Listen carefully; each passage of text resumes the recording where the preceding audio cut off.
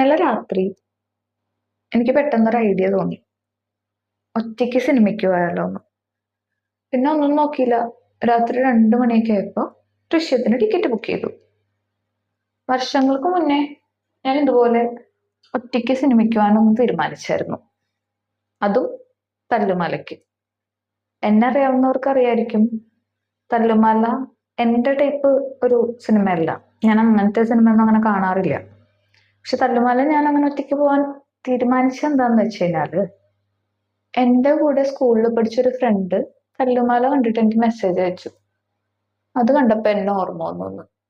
എനിക്കാണെങ്കിൽ ഒരു സ്വഭാവമുണ്ട്, ഞാൻ ട്രെയിലർ കാണില്ല. എനിക്ക് ട്രെയിലർ കണ്ടിട്ട് സിനിമ കാണാൻ പോണത് ഇഷ്ടമല്ല, എന്താണെന്നറിയില്ല. അപ്പോ അതുകൊണ്ട് തന്നെ ഈ തല്ലുമാലയുടെ ട്രെയിലർ ഞാൻ കണ്ടിട്ടില്ല. പേര് കേട്ടപ്പോ എനിക്ക് മനസ്സിലാക്കേണ്ടതായിരുന്നു അത് അങ്ങനത്തെ ഒരു ഇടിപ്പടമാണെന്ന്. പക്ഷെ ഞാൻ അങ്ങനെ ചിന്തിച്ചില്ല.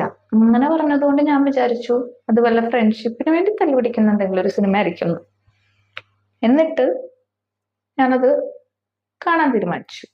ഒറ്റയ്ക്ക് കാണാൻ തീരുമാനിച്ചത് എന്താന്ന് വെച്ച് കഴിഞ്ഞാല്, എനിക്ക് അങ്ങനത്തെ സിനിമ ഇഷ്ടമല്ലാത്തത് കൊണ്ട് തന്നെ എന്റെ ഫ്രണ്ട്സൊക്കെ ഓൾറെഡി ടിക്കറ്റ് ബുക്ക് ചെയ്തായിരുന്നു.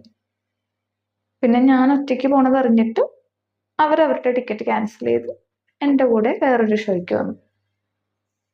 സിനിമയ്ക്ക് കയറി കുറച്ചു നേരമായപ്പോ തന്നെ എനിക്ക് മനസ്സിലായി ഇത് ഞാൻ ഉദ്ദേശിച്ച തല്ലുമാലയല്ലാന്ന്.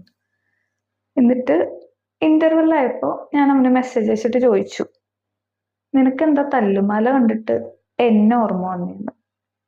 അപ്പൊ അവൻ പറയാ, പണ്ട് സ്കൂളിൽ പഠിക്കുമ്പോ നമ്മളെപ്പോഴും തല്ലു പിടിക്കുമായിരുന്നില്ലേ, അതുകൊണ്ടാണെന്ന്. എങ്ങനെ ഇരിക്കണ്?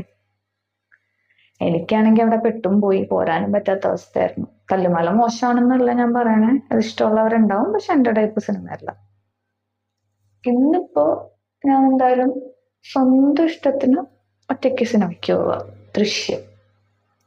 അതുകൊണ്ട് തന്നെ ഐ എം സോ എക്സൈറ്റഡ്. പിന്നെ ആകെയുള്ള പ്രശ്നം എന്താന്ന് വെച്ച് കഴിഞ്ഞാല്, നൈറ്റ് ഷിഫ്റ്റ് കഴിഞ്ഞിട്ട് ഉറങ്ങാണ്ട് അങ്ങോട്ട് പോവുക.